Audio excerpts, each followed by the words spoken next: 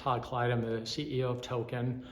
I'm an American, but living in London, really for the opportunity that's been created by open banking.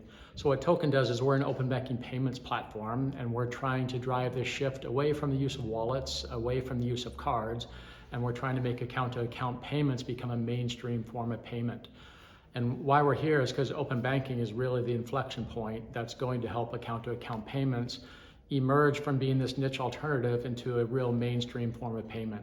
So Token basically exists to make pay by bank or using a bank transfer easier and more convenient than using a credit card or a wallet.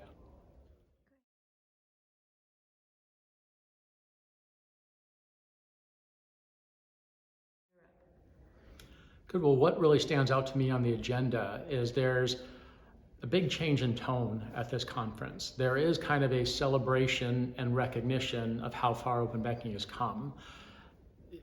The data use cases, some of them are very successful, some of them like personal financial management are less successful, but the lending, mortgage, credit scoring use case is really successful. People are really seeing that payments are the killer use case, and they're growing 10% month over month in the UK and Europe, and it's starting to emerge as a viable alternative payment method to cards and wallets.